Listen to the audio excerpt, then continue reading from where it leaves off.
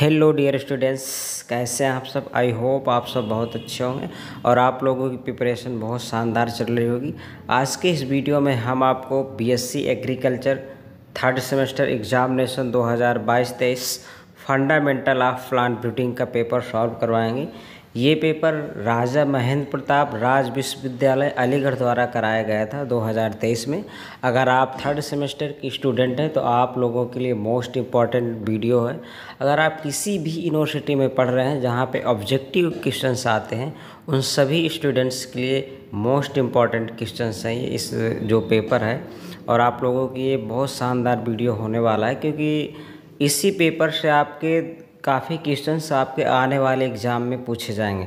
अगर आप यूपी कैटेट या आरओ एआरओ इन सब की प्रिपरेशन करते हैं, एमपी में जो एग्रीकल्चर की वैकेंसी आती है, उन सभी के लिए मोस्ट इम्पॉर्टेंट वीडियो है, जिसमें से जेनेटिक्स पूछा जाता है, फंडामेंटल ऑफ प्लांट ब्रीडिंग। तो अगर आप हमारे चैनल पर नए हैं तो चैनल को सब्सक्राइब करें, लाइक करें और वीडियो को शेयर ज़रूर करें और बेल आइकन प्रेस करें, जिससे जो भी वीडियो हम डालें आपको उसका नोटिफिकेशन मिल जाए। इसके पहले हमने कई पेपर चैनल पर डाल दिए हैं, फर्स्ट सेमेस्टर थर्ड सेमेस्टर, तो आप जो भी और सब्जेक्ट हैं उनके पेपर आप जाके चैनल पे देख सकते हैं। चलिए देखते हैं आज का पहला क्वेश्चन क्या है। इसको आपको देखना है अच्छे से। तो देखिए, जो फर्स्ट क्वेश्चन है इसका, निम्नलिखित में से क्या डबल क्रॉस हाइब्रिड किस संकर को दर्शाता है। तो डबल क्रॉस इसका राइट आंसर क्या होगा, ऑप्शन नंबर सी, ए गुणे बी, ये सी डी डबल क्रॉस को दर्शाता है। तीसरा देखेंगे, सेकंड नंबर, इनब्रेड लाइन्स कैसे उत्पादित की जाती है। Inbred lines are produced by, तो इसमें से क्या होगा, ये सेल्फिंग के द्वारा होता है। किसके द्वारा, सेल्फिंग के द्वारा। इसका राइट आंसर होगा बी। नेक्स्ट क्वेश्चन देखेंगे, सिंथेटिक वैरायटी हैव, यानी जो सिंथेटिक वैरायटी होता है इसमें से क्या होता है, wider genetic base, narrow genetic base, no genetic base. ये आपको क्लास में भी बताया गया था कि कृत्रिम किस्मों से क्या होता है, व्यापक आनुवांशिक आधार होता है, संकीर्ण आनुवांशिक आधार होता है, या कोई बेस ही नहीं होता। इस क्वेश्चंस को आपको कमेंट बॉक्स में बताना, सभी लोग जितने भी देख रहे हैं, जो भी, ये सभी आपको इसका आंसर कमेंट्स बॉक्स में बताना है। अगर आपको नहीं आएगा फिर हम इसका राइट आंसर, ये आपको आर्टिफिशियल जहाँ पे आपने पढ़ा ना वहाँ पे क्वेश्चंस मिल जाएगा, आपकी बुक में भी है, अगर आप अच्छे से देखेंगे तो इसका आंसर आपको बताना है। नहीं अगर आपको आए फिर हम लास्ट में रिप्लाई देंगे कि इसका राइट आंसर क्या है। तो नेक्स्ट क्वेश्चन देखेंगे, जो आपका chloral selection method is mainly use for, यानी क्लोरल चयन विधि मुख्यतः प्रयोग की जाती है, किसमें की जाती है, ये एसेक्सुअल प्रोपागेटेड जो क्रॉप्स होती हैं, अलैंगिक रूप से प्रचारित फसलें होती है, उसमें से ये क्लोरल सिलेक्शन यूज किया जाता है। नेक्स्ट क्वेश्चन से देखेंगे, नेक्स्ट क्वेश्चन है आपका question number 5, molecular marker include, यानी मॉलिक्यूलर मार्कर किस में इंक्लूड होता है, ये RAPD, इसमें से मॉलिक्यूलर मार्कर इंक्लूड होता है। नेक्स्ट क्वेश्चन से देखेंगे आप, निम्नलिखित में से कौन सा एन्यूप्लॉइडी का उदाहरण है। ये आपने जब क्रोमोजोम न्यूमेरिकल क्रोमोजोम एवर्शन पढ़ते हैं ना, तो उसमें से एन्यूप्लॉइडी, पॉलीप्लॉइडी, टेट्राप्लॉइडी, मोनोसोमी, ट्रोमोसोमी, ये सब आप पढ़ते हैं ना। यूप्लॉइडी, एन्यूप्लॉइडी, तो कौन सा उसका एग्जाम्पल है, 2n-1। राइट आंसर इसका ये होगा, option number A. Next question देखेंगे, निम्नलिखित में से किसे नलीसोमिक कहा जाता है। नलीसोमिक किससे कहा जाता है, तो इसमें से नलीसोमिक किससे कहा जाता है, ये 2n-2, ये क्या है, नलीसोमिक। जब आपने फर्स्ट सेमेस्टर में क्रोमोजोमल एवर्शन पढ़ा होगा तो वहाँ पर न्यूमेरिकल क्रोमोजोमल एवर्शन, यानी संख्यात्मक गुणसूत्र विवर्तन में आपने पढ़ा होगा मोनोसोमी, नलीसोमी, ट्राइसोमी, डबल टेट्रासोमी। तो ये इसमें से क्या पूछ रहा है, नलीसोमी पूछ रहा है। तो नलीसोमी 2n-2 होता है, ठीक है। तो नेक्स्ट क्वेश्चन देखेंगे, क्वेश्चन नंबर 8 क्या है, पुनर्स्थापन से क्या अवगुण है, what is the demerit of plant introduction, यानी इसका अवगुण क्या है, फसल वैरायटी, जर्म प्लाज्म की समृद्धता, रोगों से सुरक्षा। ये जो इंट्रोडक्शन से क्या होता है, नई खरपतवारों का पुनर्स्थापन, यानी इसमें से क्या होता है, बीड भी आ जाते हैं। तो इसका राइट आंसर क्या होगा, ऑप्शन नंबर डी।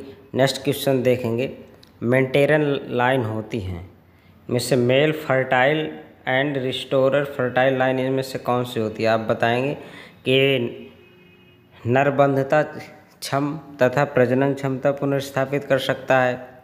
तो इसका जो राइट आंसर आपको मेंटेरन लाइन क्या होती है? ऑप्शन नंबर ए सही होगा या बी सही होगा, सी सही होगा तो या नर प्रजनन क्षमता वाला? तो इसका आंसर आपको बताना, अगर आप थोड़ा सा भी दिमाग लगाएंगे ना तो आप लोग इसका आंसर बता देंगे कि इसमें से क्या सही है क्या नहीं सही है।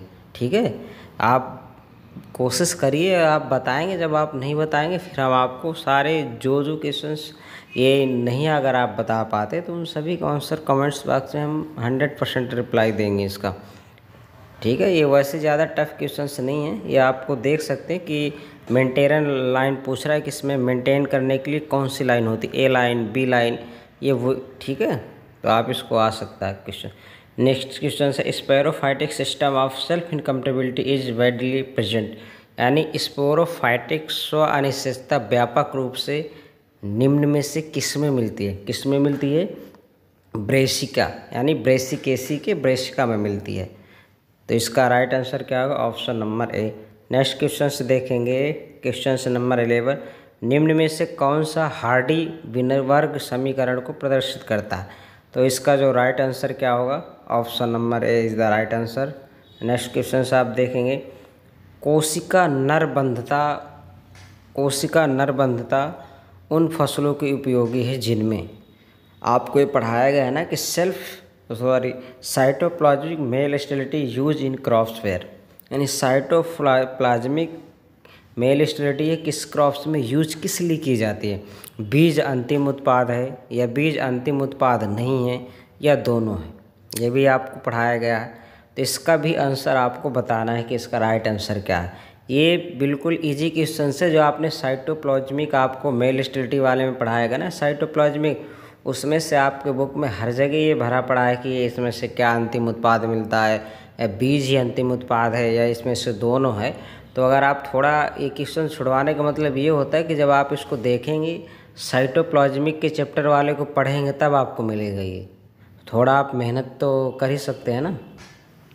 तो नेक्स्ट क्वेश्चन से आप देखेंगे एक गुण जो निरंतर भिन्नता दिखाता है तथा कई जूनों के द्वारा दर्शाया जाता है तो उसको क्या बोलते हैं? Multiple character. नेक्स्ट क्वेश्चन से आप देखेंगे मक्का के संकर बीज की अधिक मात्रा के लिए विकसित की जाती है।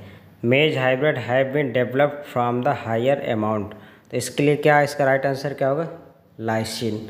नेक्स्ट क्वेश्चन से देखेंगे मोग में गुणसूत्रों की संख्या, the number of chromosome is the green gram में क्रोमोजोम कितने होते हैं? इसका राइट आंसर क्या होगा? बी, क्योंकि 22 होते तो इसका राइट आंसर क्या होगा? बी होगा। नेक्स्ट क्वेश्चन से देखेंगे आप which of the following is a cross pollinated crop, इनमें से कौन सी क्रॉस पॉलिनेटेड क्रॉप है? टमेटो, मूंगफली, मिर्च। टमेटो का बोटानिकल नेम क्या होता है? लाइसोपर्सिकान एस्कुलेंटम। मूंगफली का एराइचिस हाइपोजिया। मिर्च का क्या होता है? और फूल गोभी का ब्रेसिका स्पीसीज मिर्च का।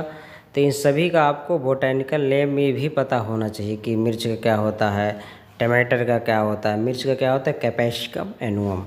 ठीक है, तो इसका राइट आंसर क्या होगा? Option number D. ये कैसी क्रॉप सही? ठीक है, ये क्रॉस, इसमें क्या पूछ रहा था आपका क्वेश्चन में से? निम्नलिखित में से क्रॉस पॉलिनेटेड ये कैसी है? सेल्फ है, क्रॉस पॉलिनेटेड क्रॉप है, तो ये क्रॉस है। बाकी इनमें से सेल्फ पॉलिनेटेड, टमेटो में भी सेल्फ पॉलिनेटेड होता है, मूंगफली में भी सेल्फ पॉलिनेटेड होता है, मिर्च में भी सेल्फ पॉलिनेटेड।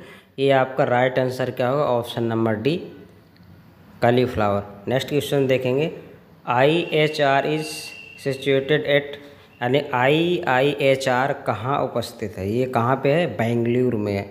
नेक्स्ट क्वेश्चन से देखेंगे cytoplasmic genetic male sterility is used commercially to produce hybrid seed, ये किस में होता है? उपयुक्त सभी में। ये सूर्यमुखी और ज्वार में भी होता है, ज्वार में, मक्का में, बाजरा में। इसका राइट आंसर क्या होगा? डी। नेक्स्ट क्वेश्चन देखेंगे निम्न में से 5% से कम पर सेचन पाया जाता है क्या कहलाते? क्या एक crop showing less than 5% cross pollination is consider as, तो उससे क्या बोलेंगे? Self pollinated. Self pollinated crop बोलेंगे, जिसमें से 5% से कम क्रॉस पॉलिनेशन होता है, तो सेल्फ पॉलिनेटेड क्रॉप है। नेक्स्ट क्वेश्चन से देखेंगे, बाजरा की प्रथम हाइब्रिड संकर जाति निकाली गई, तो ये कब निकाली गई? 1965 में। नेक्स्ट क्वेश्चन से देखेंगे, अधिकांश पादप प्रजनन कार्यों का उद्देश्य क्या होता है? यानी जो प्लांट ब्रीडिंग है, तो प्लांट ब्रीडिंग का सबसे मेन उद्देश्य एम्स क्या होता है? तो क्या होता है? ये भी है, लेकिन ये पूछ रहा है कि सबसे मेन इसका उद्देश्य क्या है। तो मेन उद्देश्य इसका क्या होता है? अधिक पैदावार की क्षमता वाली जाति को बनाना, यानी ऐसी वैरायटी डेवलप करना जो अधिक से अधिक प्रोडक्शन या पैदावार को दे सके, ये मेन उसका काम होता है। तो इसका राइट आंसर क्या होगा? Option number A is the right answer. Next question से देखेंगे आप 22 नंबर, निम्न में से कौन सा पदार्थ आयनीकृत विकिरण नहीं है? यानी इसमें से ये म्यूटेशन वाला है। आप जब म्यूटेशन ब्रीडिंग पढ़ते हैं तो उसमें से ये म्यूटेशन ब्रीडिंग पढ़ेंगे तो उसमें से सारा कुछ है कि म्यूटेशन में कौन से रेडिएशन डाले जाते हैं, X rays, Y rays, alpha, beta, gamma, ये सारे रेज डाले जाते हैं। तो इसमें से ये पूछ रहा है कि इनमें से किसकी भेदन क्षमता ज़्यादा होती है, तो ये आपको बताना है। तो इसमें से क्या, इनमें से कौन सा आयनीकृत नहीं है? तो ये जो तीनों हैं, अब ये आपको ये तीनों क्या हैं, इन तीनों की जो पेनिसेंट्रम पावर होता है ज़्यादा होता है, और तो लास्ट में क्या बचता है, ये वाई बी, इसका जो पेनिसेंट्रम पावर होता है, भेदन क्षमता होती है, वो कम होती है। तो इसमें पूछ के आ रहा है निम्न में से कौन सा पदार्थ आयनीकृत विकिरण नहीं है? तो क्या है इसमें से? UV rays. नेक्स्ट क्वेश्चन से देखेंगे, अनिषेक फलन किस में पाई जाती है? अनास में भी पाया जाता है, अंजीर में भी पाया जाता है, नींबू में भी पाया जाता है। तो इसका राइट आंसर क्या होगा? उपरोक्त सभी। नेक्स्ट क्वेश्चन से देखेंगे, गुणसूत्र की संख्या दूनी करने के लिए प्रायः कौन सा उपाय प्रयोग में लाया जाता है? तो गुणसूत्र की संख्या को डबल करने के लिए क्या आता है भाई? Close chain. क्या होता है इसका राइट आंसर? क्या होगा? Option number D. Next question से देखेंगे, mass pedigree method was developed by, इसको किसने किया था? हैरिंगटन ने। कब? 1973 में किया था।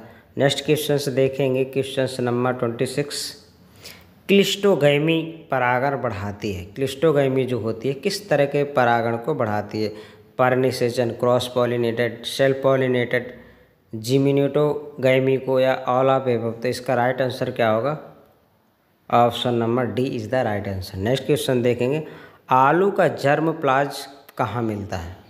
इसका आंसर आप सभी को कमेंट्स बॉक्स में बताना कि आलू जो है, तो आलू का जो जर्म प्लाज्म होता है कहाँ मिलता है, आप सभी को पता होना चाहिए। उम्मीद करता हूँ कि इसका आंसर आप सब लोग बिल्कुल राइट आंसर ही देंगे।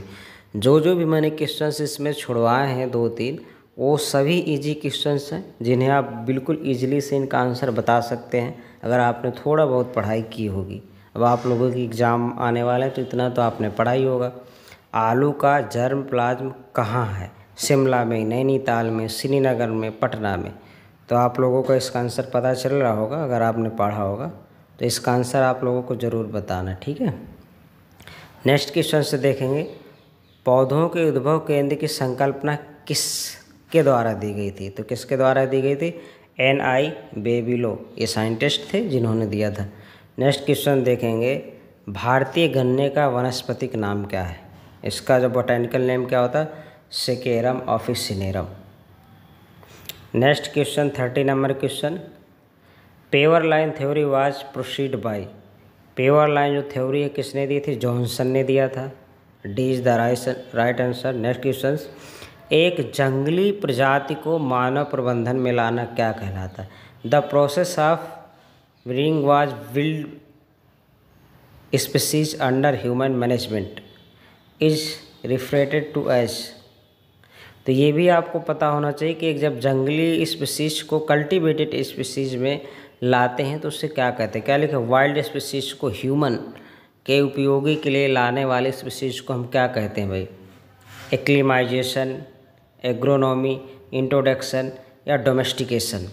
ये सभी आपको पता होना चाहिए कि एक्लिमाइजेशन क्या होता है, एग्रोनॉमी, इंट्रोडक्शन, डोमेस्टिकेशन। तो क्या होगा, आप इसके हिंदी में नहीं जाएंगे कि यहाँ पे पालतू बनाना लिखा है, हिंदी थोड़ा इसका गलत लिखा हुआ है, आप इस पे नहीं, या आप इसका इंग्लिश पे फोकस करेंगे।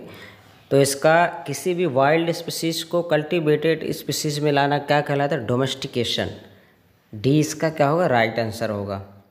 इंट्रोडक्शन में क्या होता है कि जब कहीं किसी प्लांट को, किसी स्पीसीज को किसी नए जगह में उगाया जाता है तो वो इंट्रोडक्शन होता है।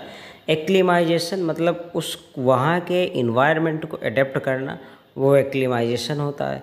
तो ये इसका राइट आंसर क्या होगा? डी होगा। नेक्स्ट क्वेश्चन से आप देखेंगे, वारालक्ष्मी किस फसल की संकर प्रजाति है?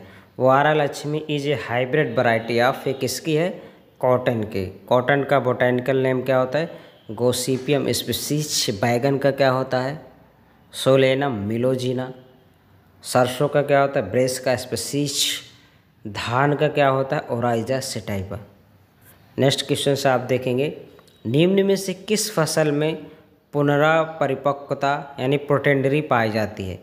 किसमें पाई जाती है? प्रोटेंडरी मक्का में पाई जाती है। इसलिए मक्का में प्रोटेंडरी पाई जाती है क्योंकि मक्का में मेल और फीमेल दोनों होते हैं, लेकिन फिर भी उसमें से क्रॉस पॉलिनेशन होता है। क्यों? क्योंकि उसमें से प्रोटेंडरी पाई जाती है। दोनों एक साथ मेच्योर नहीं हो पाते, इसलिए उनकी जो मेच्योरिटी टाइम होता है वो अलग होता है।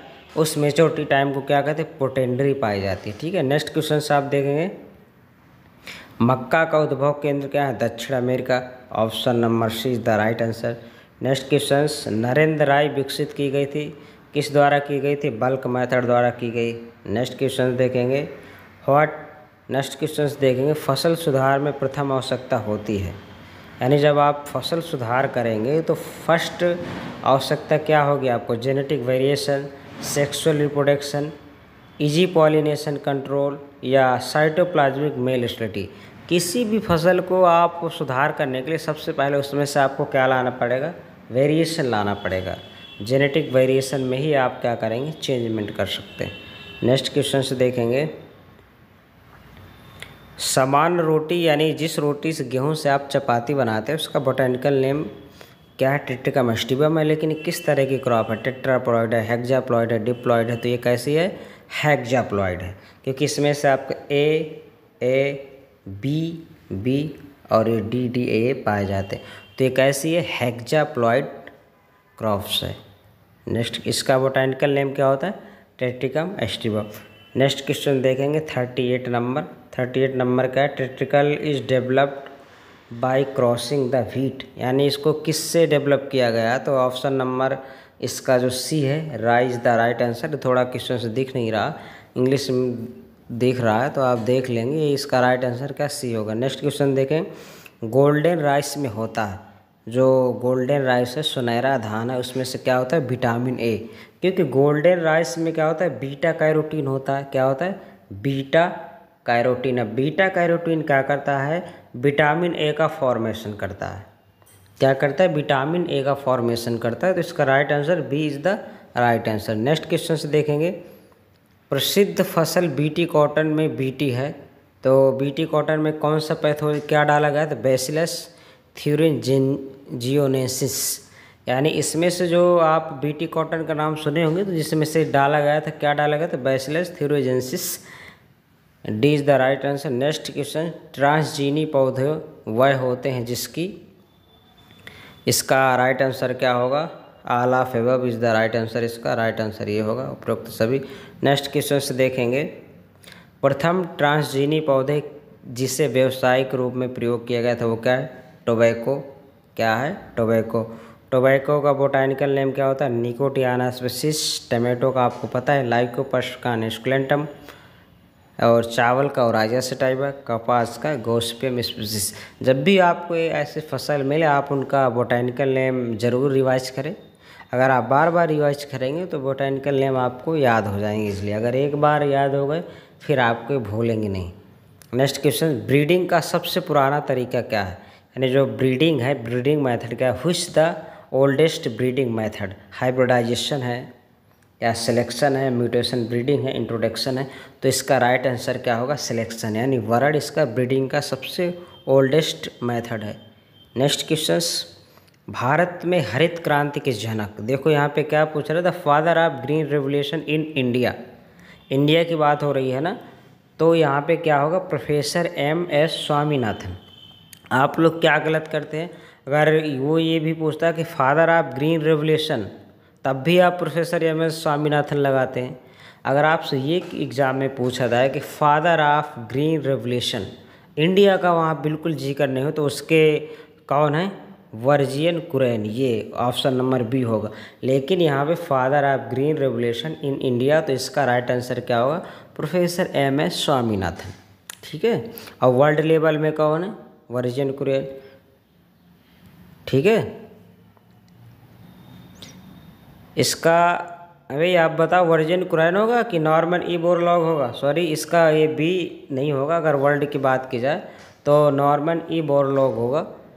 अगर इंडिया की बात की जाए तो प्रोफेसर एमएस स्वामीनाथन होगा। अगर वर्ल्ड की बात करें, नॉर्मन ई बोरलॉग। ये क्या है? वर्ल्ड के साइंटिस्ट हैं जो फादर ऑफ ग्रीन रेवोल्यूशन के नाम से जाना जाता है। अगर father of green revolution in India तो एमएस स्वामीनाथन साहब है।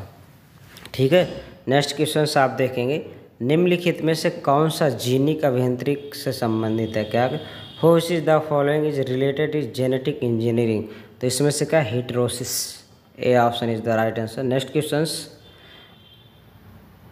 क्वेश्चन क्या? उच्च पैदावार वाली संकर फसल प्रजाति में संकर ओज प्राप्त करने के लिए किसानों को प्रत्येक वर्ष नए बीज खरीदने पड़ते हैं। क्यों खरीदने पड़ते हैं भाई? नए बीज क्यों खरीदने पड़ते हैं? संकर ओज प्रजाति में समाप्त हो जाता है। भारत सरकार ने डंकल प्रस्ताव कर लिया है, तो इसका आंसर क्या होगा? B is the right answer होगा। नेक्स्ट क्वेश्चन आप देखेंगे, सेल्फ इनकम्पेटिबिलिटी प्लांट है प्रोसेस, यानी सेल्फ इनकम्पेटिबिलिटी क्या होती है? ये क्रॉस पॉलिनेटेड को क्या करती है? इसका राइट आंसर क्या होगा? बी। नेक्स्ट क्वेश्चन देखेंगे, हेटेरोसिस दी गई है किसके द्वारा? जीएच सेल के द्वारा। हेटेरोसिस जीएच सेल के द्वारा दी गई है। तो ये सारे मोस्ट इम्पॉर्टेंट क्वेश्चन है। अभी आगे भी बात करेंगे। 75 क्वेश्चन है इसमें। तो इस बार विश्वविद्यालय का पैटर्न चेंज हुआ है कि कितने क्वेश्चंस करने हैं। इस बार आपको 75 टोटल क्वेश्चंस अटेम्प्ट करने हैं। इसके ऊपर हमने ऑलरेडी एक वीडियो बना रखा है। तो ये सारे क्वेश्चंस आपको अच्छे से रीड आउट करना है 2 बार 3 बार, कि आपको एकदम क्लियर हो जाए। ऐसा नहीं कि आपने देख लिया और आपको कुछ पता ही नहीं चला।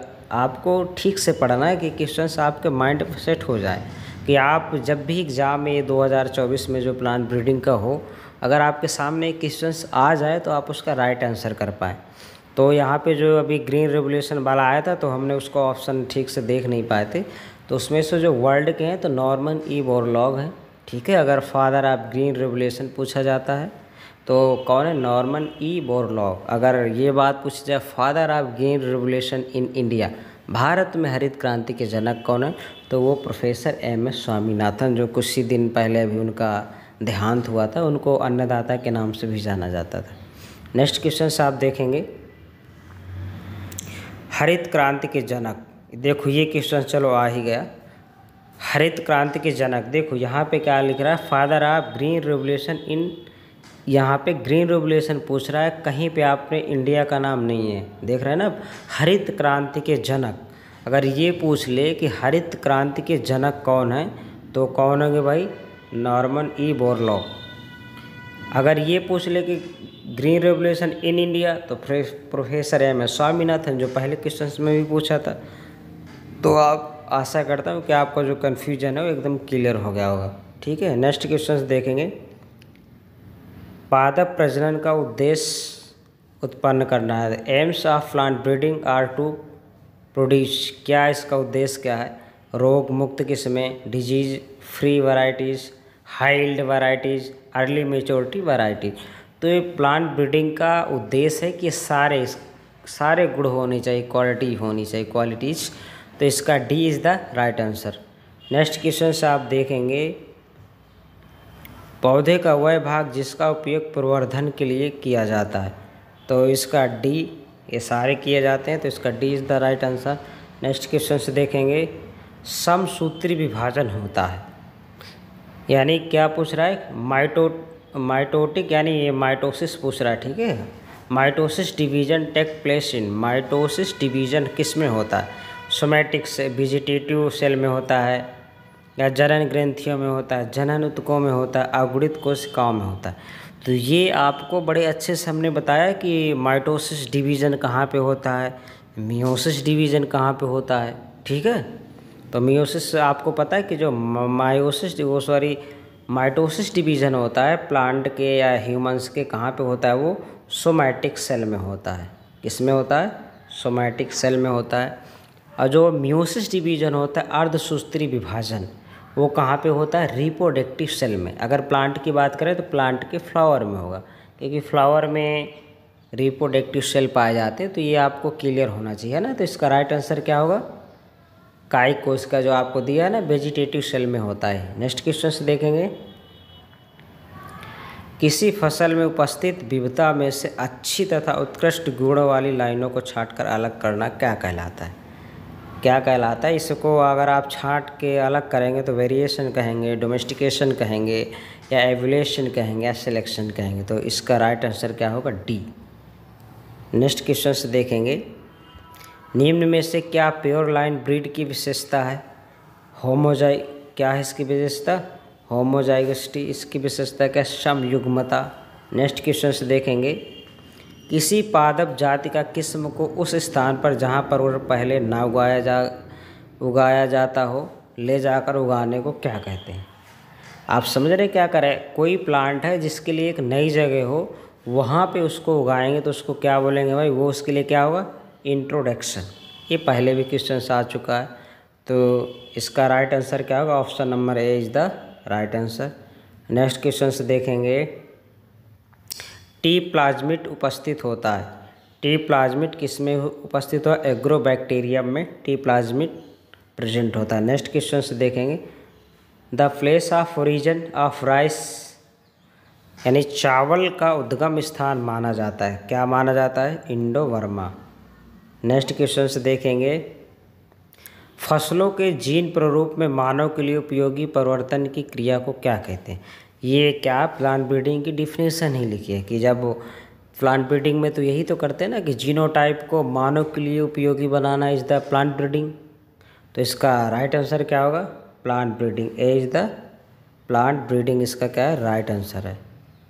Option number A is the right answer. ठीक है, नेक्स्ट क्वेश्चन से आप देखेंगे, आनुवांशिकी का जनक किसे कहा जाता है? Father of genetics. तो गेगर जोहन मेंडल को फादर ऑफ जेनेटिक्स कहा जाता है। ठीक है, नेक्स्ट क्वेश्चन से देखेंगे, निम्नलिखित में किसे जीन का एकांतर रूप कहते हैं? एलील को क्या कहते हैं?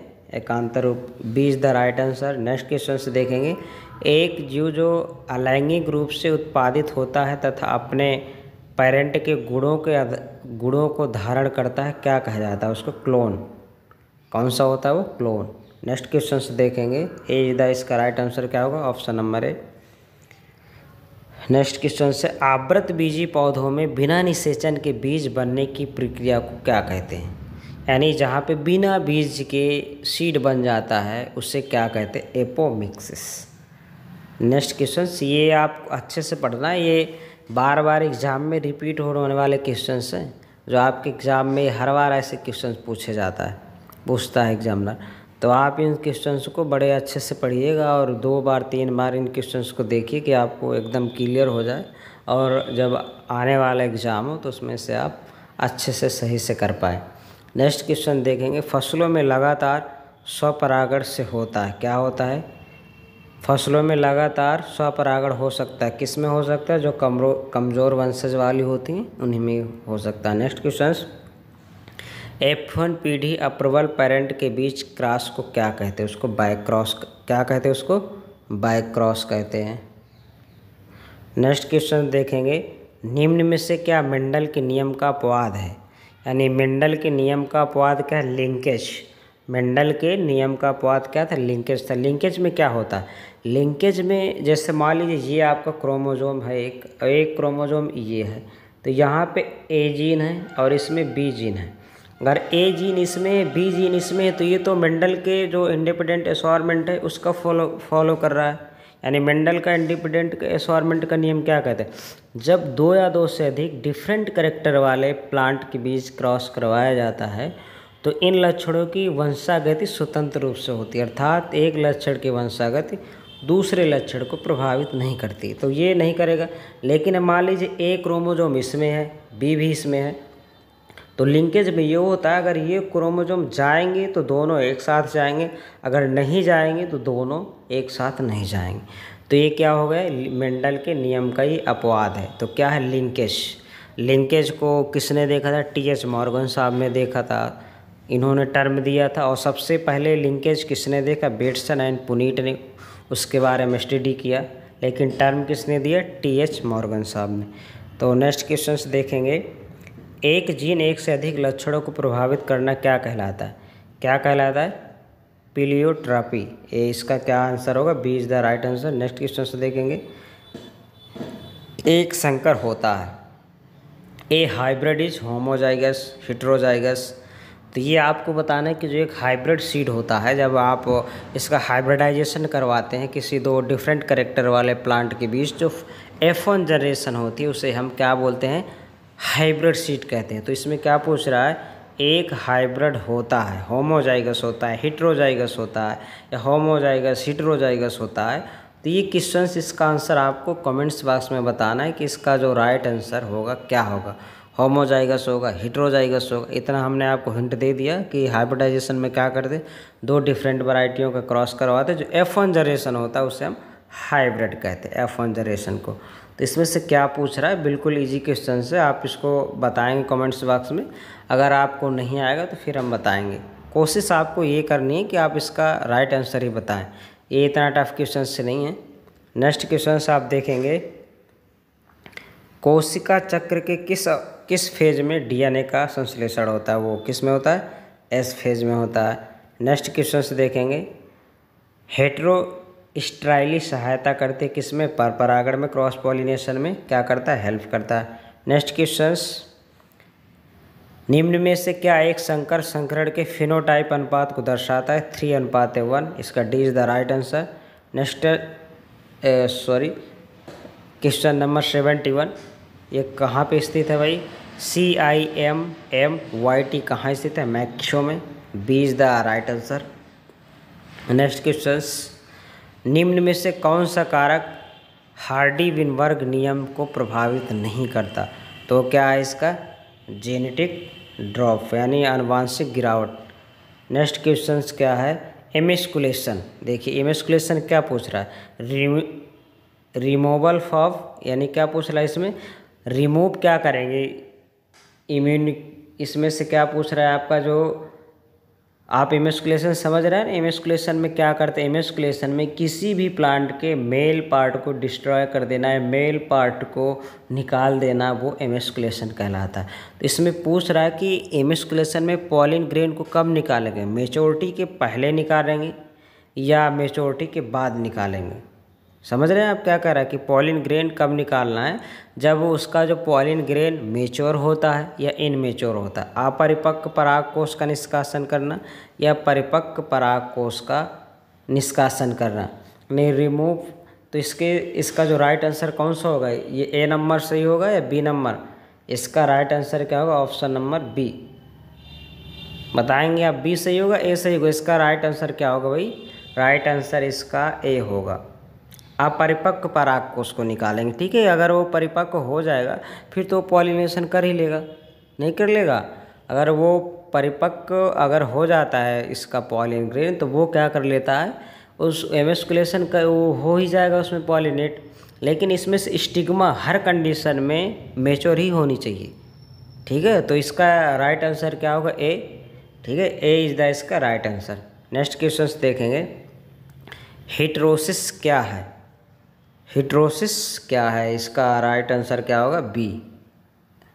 नेक्स्ट क्वेश्चन से देखेंगे, रिकरेंट सिलेक्शन विधि सुधार के लिए प्रयोग की जाती है, यानी रिकरेंट सिलेक्शन, ये आपको क्लास में भी बताया गया था। रिकरेंट सिलेक्शन किस तरह की फसलों में सुधार के लिए उपयोग किया जाता है, या क्रॉस पॉलिनेटेड या सेल्फ पॉलिनेटेड क्रॉस में, तो किस तरह की किया जाता है ये, क्रॉस पॉलिनेटेड क्रॉप में रिकरेंट सिलेक्शन का यूज किया जाता है।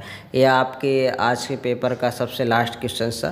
तो इनमें से जो क्वेश्चंस हमने छुड़वाए हैं वो बहुत इजी क्वेश्चन, जब आप अपने चैप्टर को पढ़ेंगे तो बिल्कुल इजी ये क्वेश्चंस मिल जाएंगे। ज़्यादा कुछ नहीं करना आपको कि इसमें से जो काफ़ी इजी क्वेश्चन ही छुड़वाएं कि जो हाइब्रिड होता है हेटेरोजाइगस होता है या मोनोजाइगस क्या होता है, ये सब आप उसको पढ़ेंगे तो आपको मिल जाएगा। हमारा छुड़वाने का मतलब ये कि आप थोड़ा उसके आसपास पढ़ें कि हाइब्रिड क्या होता है, कैसे किया जाता है। इसी क्वेश्चन से लगे हुए आपको 2-4 क्वेश्चन और मिल जाएंगे, तो हो सकता है वो क्वेश्चन और पूछे जाएं। ठीक है, तो आप ये सारे क्वेश्चंस को अच्छे से रीड आउट करें। अगर आप हमारे चैनल पर नए हैं तो चैनल को सब्सक्राइब करें, बेल आइकन ज़रूर दबाएं, और अगर हमारा वीडियो आपको अच्छा लगा हो तो वीडियो को लाइक ज़रूर करें और अपने दोस्तों के साथ शेयर करें। Thanks for watching.